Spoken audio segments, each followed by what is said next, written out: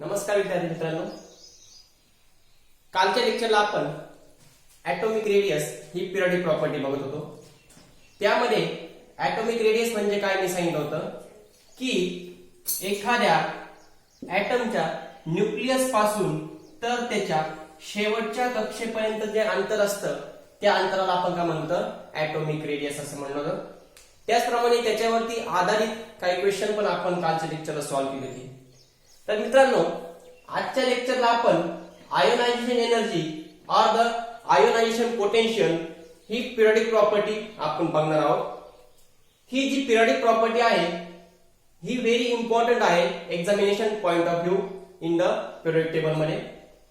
तर बघा, ionization energy or the नेमकं आयोनायझेशन पोटेन्शियल म्हणजे काय. समजा हा ऍटम आहे, हा ऍटमचा काय न्यूक्लियस आहे आणि ह्या कक्षा आहे. तर बघा, या ठिकाणी ऍटमच्या न्यूक्लियस मध्ये काय असतात, प्रोटॉन असतात आणि इलेक्ट्रॉन कुठे रिव्हॉल्व होत असतात, या ऑर्बिट मध्ये, या कक्षेमध्ये इलेक्ट्रॉन रिव्हॉल्व होत असतात. तर बघा, या ठिकाणी जो न्यूक्लियस वरती जो चार्ज असतो तो कोणता असतो, धन प्रभार असतो आणि इलेक्ट्रॉन वरती काय असतो, ऋण प्रभार असतो. तर बघा मित्रांनो, या ठिकाणी nucleus and outer most shell electron यामध्ये काय असतं, काहीतरी फोर्स ऑफ अट्रॅक्शन असतं, जेणेकरून त्या फोर्सने इलेक्ट्रॉन अँड प्रोटॉन काय केलेले असतात, बाइंड केलेले असतात. तर या ठिकाणी जो फोर्स असतो हा असतो इलेक्ट्रोस्टॅटिक फोर्स ऑफ अट्रॅक्शन. तर बघा, मी काय सांगतो, हा जो प्रोटॉन आहे आणि हा जो इलेक्ट्रॉन आहे, इलेक्ट्रॉन आणि प्रोटॉन मध्ये एक प्रकारचा काय असतो, फोर्स असतो. तो कोणता फोर्स असतो, इलेक्ट्रोस्टॅटिक फोर्स असतो आणि तो इलेक्ट्रोस्टॅटिक फोर्स बरोबर Q1 Q2 अपॉन काय असतो, R चा स्क्वेअर. हा काय असतो, कोणत्याही ऍटम मध्ये असलेल्या प्रोटॉन आणि इलेक्ट्रॉन मध्ये असलेला फोर्स. तर आपल्याला बघायचंय आयोनायझेशन एनर्जी कशाला म्हणायचं. आयोनायझेशन एनर्जी म्हणजे काय, minimum amount of energy is required to remove the valence shell electron from isolated neutral gaseous atom of the ion. काय म्हणायचं आपल्याला, आयोनायझेशन एनर्जी की अशी एनर्जी, कमीत कमी एनर्जी ती कशाला लागते, की शेवटच्या कक्षेमधला इलेक्ट्रॉन रिमूव्ह करण्यासाठी जी कमीत कमी एनर्जी लागते त्या एनर्जीला काय म्हणतो आपण, ionization energy. Write down, the minimum amount of energy required to release or the remove outermost valence shell electron from its gaseous neutral isolated atom or the ion. तर बघा, आयोनायझेशन एनर्जी म्हणजे काय, ionisation energy ही periodic property आहे आपल्या periodic table मधली 2 नंबरची. Ionisation energy म्हणजे काय, the minimum amount of energy is required to remove the outermost valence shell electron from its gaseous neutral or isolated atom or the ion. तर बघा, एखाद्या atom मधल्या शेवटच्या कक्षेमधील इलेक्ट्रॉन काढून घेण्यासाठी जेवढी एनर्जी लागते त्या एनर्जीला काय म्हणतो आपण, ionization energy or the ionization potential. Write down once more, the minimum amount of energy is required to remove the outermost valence shell electron from its gaseous neutral isolated atom or ion. ही जी term आहे मित्रांनो, कोणती, ionisation energy, ही तुम्हाला परत परत परत परत इयत्ता 11वीला 12वी येणार आहे. तर आता चांगलं समजून घ्या थोडस की नेमकं आयोनायझेशन एनर्जी कशाला म्हणायचं. आपल्या प्रत्येक ठिकाणी आयोनायझेशन एनर्जी एखाद्या रिएक्शनची कमी आहे, एखाद्या रिएक्शनची आयोनायझेशन एनर्जी जास्त आहे. मग नेमकं आयोनायझेशन एनर्जी म्हणजे काय कळलं तुम्हाला, की जो लास्ट इलेक्ट्रॉन आहे, ही जी लास्ट शेल आहे, जी शेवटची कक्षा आहे, या शेवटच्या कक्षेमधला जो इलेक्ट्रॉन आहे तो शेवटच्या कक्षेमधला इलेक्ट्रॉन काढून घेण्यासाठी जेवढी एनर्जी लागते ती काय असते, ती त्याची ionization energy or the ionization potential. आता आपण थोडे इक्वेशनच्या फॉर्म मध्ये बघू. समजा हा मेटल आहे आणि मेटलने काय केला, इलेक्ट्रॉन डोनेट केला. मेटलने काय केला, इलेक्ट्रॉन रिमूव्ह केला. तर एखाद्या मेटलनी किंवा एखाद्या ऍटमनी जर इलेक्ट्रॉन जर रिमूव्ह केला तर त्याच्यावरती कोणता प्रभाव येत असतो, धन प्रभाव येत असतो. प्लस या ठिकाणी काय असते, डेल्टा एच.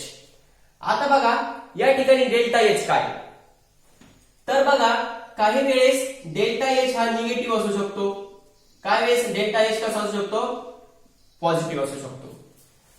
तर बघा या ठिकाणी डेल्टा एच म्हणजे काय असते, हीट असते.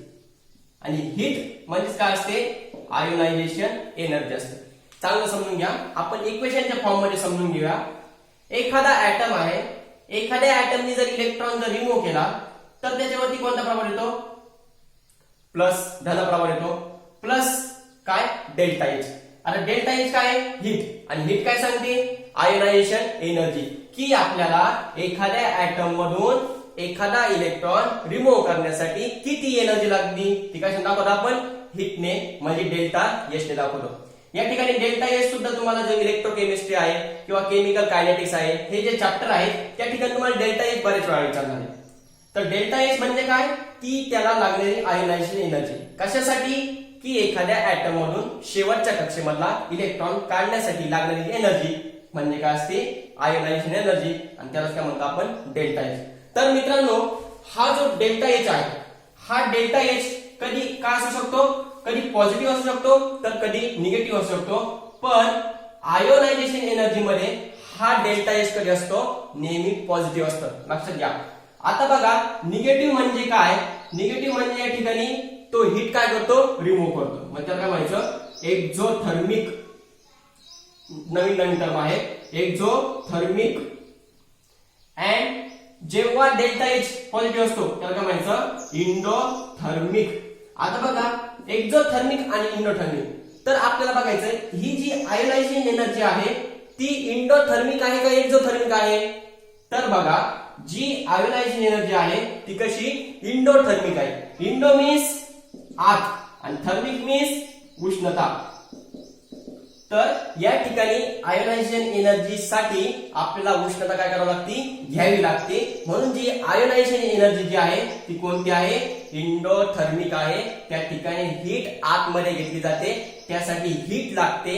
कशासाठी, की एखाद्या ऍटम मधून शेवटच्या कक्षेमधला आपल्याला काय करायचं आहे, इलेक्ट्रॉन काढायचा आहे. आणि एक्झो मीन्स हीट काय होते, रिमूव्ह होते. हीट म्हणजे उष्णता काय होते, रिमूव्ह होते. त्याला काय म्हणतो आपण, एक्झोथर्मिक रिएक्शन. तुम्हाला दोन प्रकारच्या रिएक्शन विचारणार आहे, एक आहे इंडोथर्मिक रिएक्शन आणि एक आहे एक्झोथर्मिक रिएक्शन. तर जी आयोनायझेशन एनर्जी आहे ती कोणती रिएक्शन आहे रे, ती इंडोथर्मिक रिएक्शन आहे. कारण त्या ठिकाणी जो डेल्टा एच आहे, डेल्टा एच म्हणजे काय, हीट, ती कशी पॉझिटिव्ह आहे. हीट पॉझिटिव्ह काय आहे, कारण आपल्याला या ठिकाणचा इलेक्ट्रॉन रिमूव्ह करण्यासाठी काय लागते, एनर्जी लागते. तर बघा जसं आपण जर पाणी जर तापवायला जर ठेवलं तर पाणी तापवायच्या वेळेस आपल्याला हीट द्यावी लागते, बरोबर आहे. मग ती हीट कोणती असेल, पॉझिटिव्ह असेल, आपण त्याला हीट देतोय. पण ज्यावेळेस पाणी आपल्याला थंड करायचंय त्यावेळेस आपण त्यातली काय करतो रे, हीट काढून घेतो. मग तशाच प्रकारे या आयोनायझेशन एनर्जी मध्ये आपल्याला काय करावं लागते, हीट द्यावी लागते. ती हीट कशी असते, धन असते, ऋण नसते. तर ती जी रिएक्शन असते की ज्याच्यामध्ये हीट द्यावी लागते तर त्या रिएक्शनला काय म्हणतात आपल्याला, endothermic reaction. And ionization energy is the one of the type of the endothermic reaction because of for the removal of the last valence shell electron the energy is required or the heat is required. तर बघा अशा प्रकारे एक एक गोष्ट लक्षात ठेवा. काय लक्षात ठेवायचं की प्रोटॉन आणि इलेक्ट्रॉन मध्ये काहीतरी फोर्स असतो, ते एकमेकांना बाइंड असतात, नाहीतर इलेक्ट्रॉन कोणीकडे पळाले असते. तसं होतं का, नाही होत. इलेक्ट्रॉन आणि प्रोटॉन यांच्यामध्ये काय असतो, काहीतरी फोर्स असतो. जो फोर्स असतो तो कोणता असतो, इलेक्ट्रोस्टॅटिक फोर्स ऑफ अट्रॅक्शन असतं. तर बघा आता यांच्यामध्ये फोर्स आहे, बरं याला एनर्जी का लागली, बरं कारण यांच्या दोघांमध्ये कसं आहे, फोर्स आहे. फोर्समुळे ते प्रोटॉन इलेक्ट्रॉन एकमेकांना बाइंड आहे. तर ते बाइंड आहे, ते घट्ट चिकटलेले आणि ते चिकटण्यासाठी आपल्याला काय लागते, एनर्जी लागते. तर बघा कशासाठी तो इलेक्ट्रॉन काढून घ्यायचा आपल्याला. The minimum amount of energy is required to remove the outermost valence shell electron from its gaseous, neutral or isolated. आता एखाद्या गॅसियस म्हणून आपल्याला जर एखादा इलेक्ट्रॉन जर काढायचा असेल किंवा आयसोलेटेड म्हणजे त्याच्यावरती तो एकटाच आहे किंवा न्यूट्रल त्याच्यावरती एक पण चार्ज नाही, तर त्यासाठी जी एनर्जी लागते तिला आपण आयोनायझेशन एनर्जी म्हणतो. ते आपण इक्वेशनच्या फॉर्म मध्ये बघितलं. समजा एखादा ऍटम आहे, ऍटम काय करतो इलेक्ट्रॉन देऊन टाकतो. जर ऍटमने जर इलेक्ट्रॉन दिला तर त्याच्यावरती धनप्रभार येतो, हे आपण शिकलेलो आहे. प्लस काय लागते त्याला डेल्टा एच. आता डेल्टा एच काय या ठिकाणी हीट, आणि हीट म्हणजे काय आहे ती त्याला लागणारी एनर्जी कशासाठी हा इलेक्ट्रॉन काढून घेण्यासाठी. तर बघा काही वेळेस हा डेल्टा एच कसा असतो पॉझिटिव्ह असतो, काही वेळेस डेल्टा एच कसा असतो निगेटिव्ह असतो. मग डेल्टा एच निगेटिव्ह कधी येते ज्यावेळेस आपण काय करतो हीट बाहेर सोडतो. एखाद्या रिएक्शन मधून हीट ज्यावेळेस बाहेर पडते त्यावेळेस काय असते ती रिएक्शन एक्झोथर्मिक रिएक्शन असते, त्याला उष्मादायी म्हणतात. ऐकलेले तुम्ही. आणि उष्माग्राही ज्या ठिकाणी उष्णता घेतली जाते त्या रिएक्शनला उष्णताग्राही म्हणतात किंवा उष्माग्राही म्हणतात आणि याला उष्मादायी म्हणतात. पण आपली जी आयोनायझेशन एनर्जी आहे ही कोणती रिएक्शन आहे उष्माग्राही अभिक्रिया आहे. उष्माग्राही का, कारण या ठिकाणी लास्ट इलेक्ट्रॉन काढण्यासाठी आपल्याला एनर्जीची गरज असते आणि तीच एनर्जीला काय म्हणतो आपण ionization energy of the ionization potential. तर बघा मित्रांनो ही जी कन्सेप्ट आहे आयोनायझेशन पोटेन्शियल ही ब्रॉड कन्सेप्ट आहे. आपल्याला थोडी तरी ही कन्सेप्ट थोडी समजून घेणे, कारण ही जी आयोनायझेशन एनर्जी कन्सेप्ट आहे ती कशी येणार आहे आपल्याला परत येणार आहे. तर एकदा थोडीशी आपण समजून घेऊ. सोपं आहे समजायला.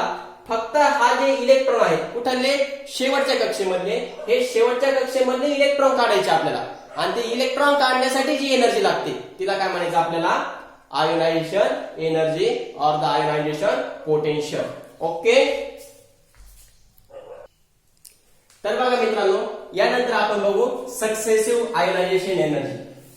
इथपर्यंत समजले सर्वांना की आयोनायझेशन एनर्जी कशाला म्हणायचंय. परत सांगतो, शेवटच्या कक्षेमधला इलेक्ट्रॉन काढण्यासाठी जेवढी एनर्जी लागते ती असते आयोनायझेशन एनर्जी. नंतर बघू आपण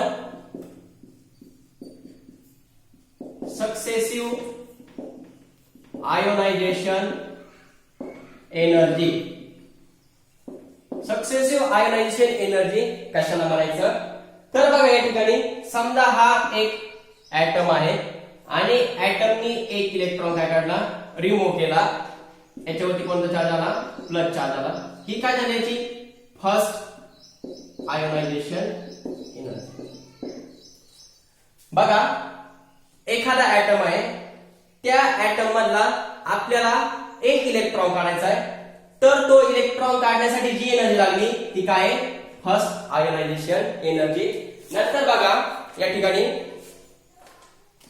हा जो मेटल आहे किंवा एखादा जो ऍटम आहे त्याच्यावरती कोणता प्रकार आलेला आहे धन प्रकार आहे. तर याच्यामधून परत काय करायला आपल्याला एक इलेक्ट्रॉन काढायचा. इथं कोणता चार्ज आता याच्यावरती दोन चार्ज. तर ही कोणती एनर्जी झाली second ionization energy of the second ionization potential. तर बघा मित्रांनो हा ऍटम आहे, ऍटम मधून पहिला इलेक्ट्रॉन काढायचा आपल्याला, त्यासाठी लागणारी एनर्जी काय असते फर्स्ट आयोनायझेशन एनर्जी असते.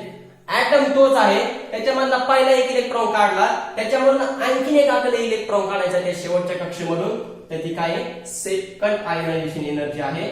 आणि तोच ऍटम आहे, त्याच्यावरती दोन प्रभार आहे आणि तिथून आपल्याला काय करायचं परत एक इलेक्ट्रॉन काढायचा, त्याच्यावरती कोणता चार्ज येईल M3 प्लस चार्ज येईल. आणि ही जी एनर्जी आहे ती आयोनायझेशन एनर्जी काय आहे थर्ड आहे. तर बघा मित्रांनो आपल्याला विचारतात फर्स्ट आयोनायझेशन एनर्जी कोणाची जास्त आहे, सेकंड आयोनायझेशन एनर्जी कोणाची जास्त आहे, थर्ड आयोनायझेशन एनर्जी जास्त कोणाची. तर आपल्याला समजलं पाहिजे की सक्सेसिव्ह आयोनायझेशन एनर्जी म्हणजे काय. एखाद्या ऍटम मधून एक इलेक्ट्रॉन काढण्यासाठी जी एनर्जी लागते तिला फर्स्ट आयोनायझेशन एनर्जी म्हणतात. त्याच ऍटम मधून जर आपल्याला दोन इलेक्ट्रॉन जर काढायचे असेल, म्हणजे अगोदरचा एक आणि हा एक, जर दोन इलेक्ट्रॉन जर काढायचे असेल त्यासाठी जी एनर्जी लागते ती सेकंड आयोनायझेशन एनर्जी. आणि त्याच ऍटम मधून आपल्याला जर तिसरा इलेक्ट्रॉन जर रिमूव्ह करायचा असेल त्यासाठी जी लागणारी एनर्जी ती काय आयोनायझेशन एनर्जी थर्ड. तर बघा या ठिकाणी आपल्याला ती सिरीज लक्षात पाहिजे. तर बघा मित्रांनो तुम्ही मला जर 1 रुपया जर मागितला, 1 रुपया नाही मागणार तुम्ही जास्त मागताल, पण 1 रुपया जर मागितला तर मी काय करेन तुम्हाला इझिली देऊन टाकेन, नाही बा तुम्ही 1 रुपया मागितला. पण पुढच्या वेळेस तुम्ही आले सर मला 100 रुपये द्या, बरं मी थोडंसं काय करल कानपूस करल, मागच्या 1 रुपये दिल्या तू 100 मागले, बरं मी 100 पण दिले. पुढच्या वेळेस तुम्ही आले मला म्हणे सर मला 1000 रुपये द्या.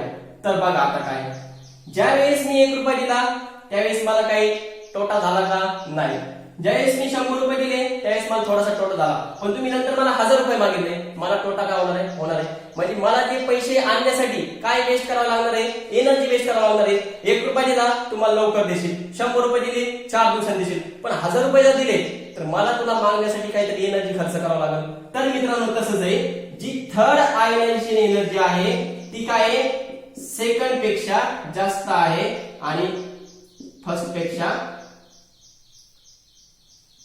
त्याच्यापेक्षा सगळ्यात कमी आहे.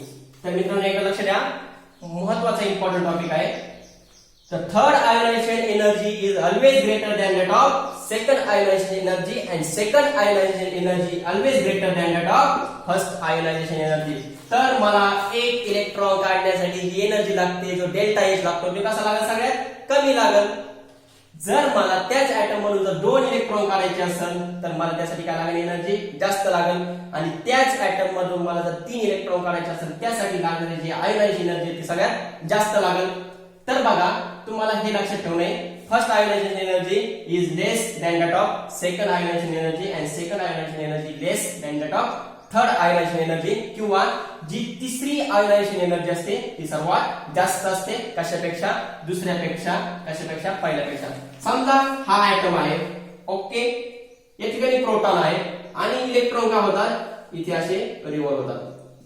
तर यावेळेस काय होईल, एक इलेक्ट्रॉन इझिली देऊन जाईल. एक इलेक्ट्रॉन जर दिला तर याच्यावरचा जो ऋण प्रभार आहे तो कसा झाला, कमी झाला. ऋण प्रभार जर कमी झाला याच्यामधलं फोर्स ऑफ अट्रॅक्शन काय म्हणते, वाढून. हा प्रोटॉन काय करेल, त्याला स्वतःकडे जास्त खेचून घेईल, मग स्वतःकडे जास्त घेऊन जाईल. मग दुसरा इलेक्ट्रॉन काढायला थोडीशी जास्त एनर्जी लागेल. बरं दुसरा पण काढला, इलेक्ट्रॉन डायरेक्ट इथं आला, मग या ठिकाणी फोर्स ऑफ अट्रॅक्शन कसं येईल, जास्त येईल. मग तिसरा इलेक्ट्रॉन काढायचा, त्यासाठी एनर्जी कशी लागेल, जास्त लागेल. तर बघा जी थर्ड आयोनायझेशन एनर्जी असते ती सगळ्यात जास्त असते कशापेक्षा, सेकंड आयोनायझेशन एनर्जी पेक्षा. सेकंड आयोनायझेशन एनर्जी कशी असते, फर्स्ट आयोनायझेशन एनर्जी पेक्षा. आयोनायझेशन एनर्जी म्हणजे काय समजलं ना, minimum amount of energy required to remove the valence electron. शेवटच्या कक्षेमधून इलेक्ट्रॉन काढण्यासाठी जी एनर्जी लागते ती सर्वात जास्त कुठं लागते, थर्ड मध्ये लागते, कारण आपल्याला 3 इलेक्ट्रॉन तिथून काय करायचे, बाहेर काढायचे.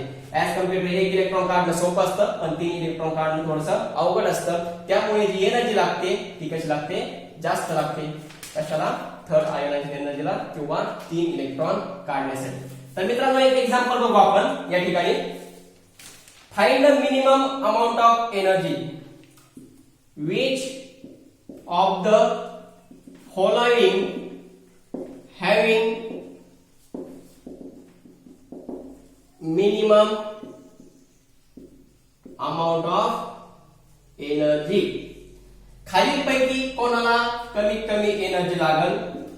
पहिला आहे beryllium plus, number 2 lithium plus, number 3 boron plus, आणि नंबर 4 निऑन प्लस.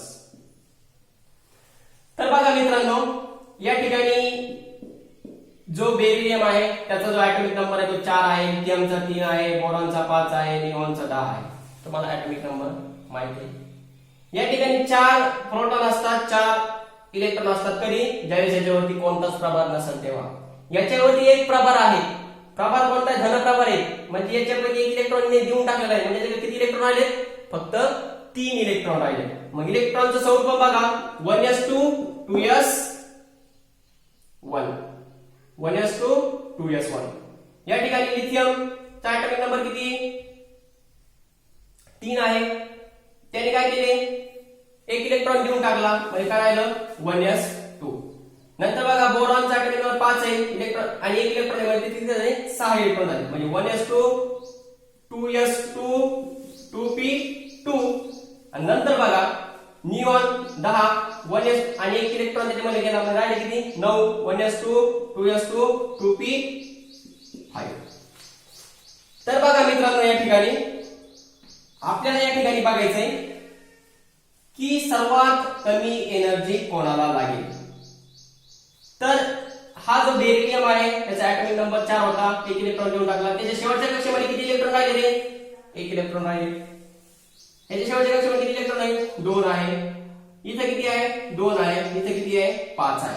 तर बघा मित्रांनो, या ठिकाणी आपल्याला 2 मधून 1 इलेक्ट्रॉन काढणं सोपं आहे की 1 इलेक्ट्रॉन काढणं सोपं आहे सिंगल? तर नीट समजून घ्या, हा जो शेवटच्या कक्षेमधला इलेक्ट्रॉन आहे तो एकच आहे आणि तो इलेक्ट्रॉन काय करतो? डोनेट करत. तर याला जी एनर्जी लागणार आहे ती सगळ्यात मिनिमम एनर्जी लागणार आहे, कारण या ठिकाणी फक्त एकच इलेक्ट्रॉन आहे. तर हा इलेक्ट्रॉन काढायचा आणि शेवटच्या कक्षेमधला इलेक्ट्रॉन आहे तो काढण्यासाठी एनर्जी आपल्याला कशी लागणार आहे? सर्वात कमी लागणार आहे. आता 5 इलेक्ट्रॉन मधून 1 इलेक्ट्रॉन काढायचा थोडंसं अवघड आहे, त्याला एनर्जी जास्त खर्च कारण इथं पण आपल्याला 2 मधून 1 काढायचं, इथं 2 मधून 1 काढायचं. तर या ठिकाणी आपल्याला एकच इलेक्ट्रॉन आहे आणि एकच इलेक्ट्रॉन काढायचं असं एकदम सोपं जाईल. त्यामुळे बेरिलियम प्लस आहे त्यामध्ये जी आयोनायझेशन एनर्जी लागेल ती सगळ्यात कमी लागेल. तर बघा, अशा प्रकारे आपण काय करू, ज्यावेळेस आपला चॅप्टर संपते तो चॅप्टर संपल्यानंतर आपण काय करू, पूर्ण याच्या आधारावरती काय करू, क्वेश्चन सॉल्व्ह करून घेऊ.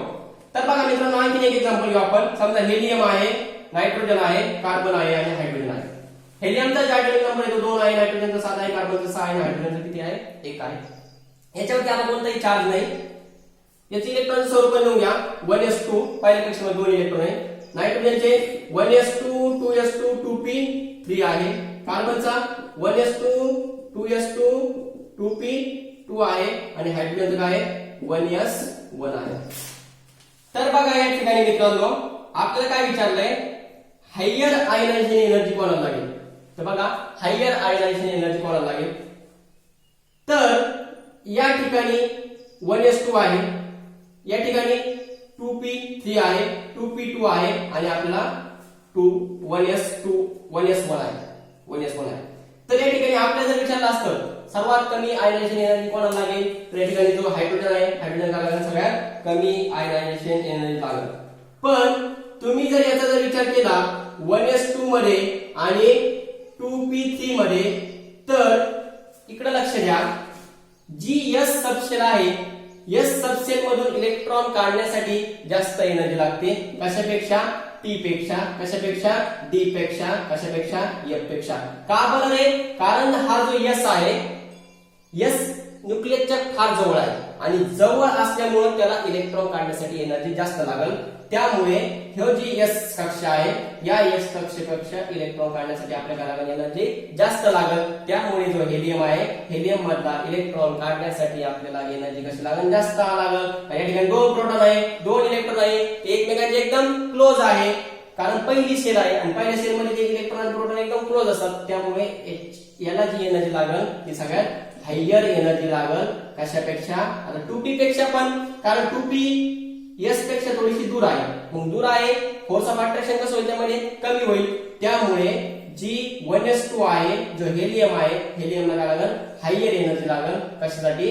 त्याचा इलेक्ट्रॉन काढण्यासाठी. तर बघा मित्रांनो, अशा प्रकारे आयोनायझेशन एनर्जी आपण थोडीशी समजून घेतली. उद्या आपण त्याची ट्रेंड बघणार आहोत की पिरियड मध्ये काय होती, आयोनायझेशन एनर्जी कमी होती की जास्त होती, किंवा ग्रुप मध्ये जर विचार केला तर आयोनायझेशन एनर्जी कमी होती की जास्त होती, आणि त्यावरती आधारित एक्झाम्पल आपण उद्या बघू. तर थँक्यू.